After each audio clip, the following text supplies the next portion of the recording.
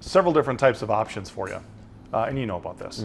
You've got your entry-level stuff. Yes. Right? I've already opened up with this. You got your Ring. I think, what is there another one called? Your Bing? Nest. Bing? Nest? What is it? What was Bing one?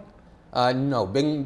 Bing is a search engine. No, yeah. But there's another one. Just some little cube. But God, I don't. It's like recall $8. But your biggest players are going to be your Ring and your Nest, right? So Yeah. your Google Nest and your Amazon Ring. And those are usually wireless.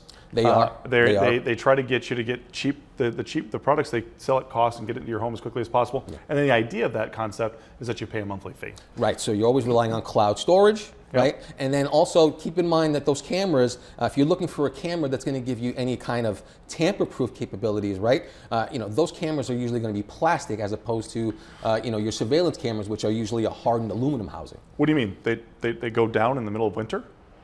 They sure Stop. can. They sure can. You've all experienced it. ICRealtime doesn't happen. Also, usually, many of them are battery operated. They'll tell you those batteries are going to last you 6 months, and as we all know, those batteries usually last about 3. Right. So you really get about half the battery capacity that's advertised. Then you go up a level, and then you go into the monthly subscription guys. So you've got the ADTs and the security companies. Now you got that level of product, and they're just interested in getting a couple of things up there, getting your subscription going, getting a couple of sensors in the home, right. And then of course charging you the monthly fee of anywhere between $50 to $150, depending on the complexity of your system. Sure. The camera itself is subscription based as well. So what that means is that once you stop paying for this camera system, the camera is basically a brick. It's a paperweight. At this point, right? That's a good point. So that's a really good point. Those solutions, with a standard security system, with something like an ICRealtime security system, the cameras and the recorder are yours. Even if you're paying for a monthly cloud storage solution or analytics solution, it's your camera system at the end of the day. Yeah, that's a good call out. And then last but not least, and there's a handful of camera system manufacturers that would be considered luxury residential and down, because the price points. And this is why you're one of the companies that we work with.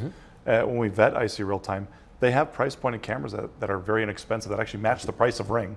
And then of course they go all the way up to enterprise grade, commercial grade cameras that are best in class, the best available. And so there's a handful of companies that will do the tier of what ICRealtime is, but they just don't quite hit the mark that you do with your analytics software, your AI software, all of your support that you provide for the end user and the dealer. That is correct. That's correct. And the fact that you have a couple of different manufacturing facilities there, because there are some people that are worried about people spying on them and things like that. And so you can get into that in a little bit. But those are kind of the different tiers of systems. Sure. But before we go further, what's your hot take, Michael? My hot take is that you don't want Chinese manufactured cameras in your home.